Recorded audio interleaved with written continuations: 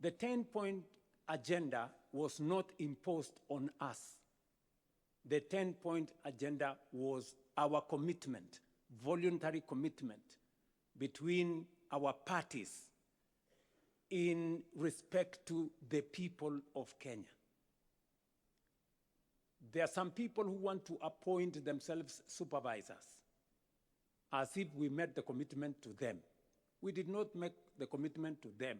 We made the commitment to the people of Kenya. What we witnessed yesterday was a shameful charade meant to hoodwink the public that the MOU had been implemented when it is obvious to all Kenyans that nothing could be further from the truth. Those who thought that, who were saying that there is nothing absolutely which has been done on the 10-point agenda, shame on them. This document that was released yesterday is a fraud. This document is a fraud. Senator Zani-led committee should be surcharged for spending public money and doing nothing. I took the first step and gazetted a victims' compensation panel. It subsequently went to court, and the court held it for a while. Even as the court held it, we did some work. We have identified all the victims, as we talk to you, with the Kenya Human Rights Commission, with the Independent Police Oversight Authority. We have identified all the victims and profiled their names, and we have already made sure that we have a comprehensive list. We did not even stop at 2013. We went back all the way to 2017 to make sure that all those that were affected by protests from 2017 are now captured. Who knows the number of the victims? Who decided that a broken leg is worth this? Who decided that when you are raped, this is a compensation you should get? Who debated those issues? We don't know.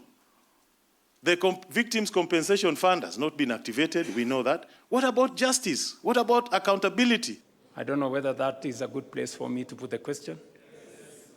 I therefore put a question that as many as of the opinion that they agree with the decisions of the organs of ODM and the organs of UDA on the process of engagement between our two formations, as many as of those who agree with the decisions of the organs of the party say aye. Aye.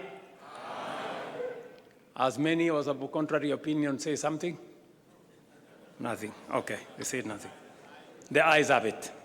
There is no longer any document binding us with UDA. It expired on the 7th of March. We have said that that extension is illegal. I am very, very impressed, particularly by the agenda of infrastructure.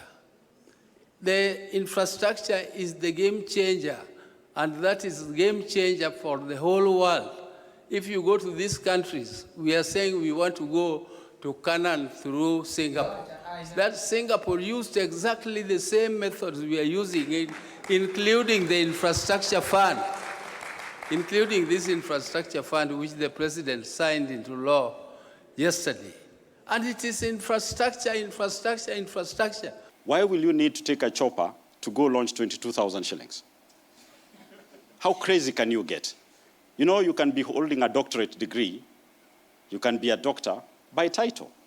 After all, can he have a photo of his classmates? We borrow money for personal consumption. We borrow money for recurrent expenditure. We borrow money to loot as a nation. And the moment you loot that money, that debt becomes unproductive debt. All right, that is what is forming the basis of our conversation this morning, the youth agenda in the NADCO reforms. And as we've heard earlier this week, of course, leaders presented the progress report on reforms stemming from the work of the National Dialogue Committee, that is the NADCO, including, of course, the 10-point agenda born out of the 2023 protest.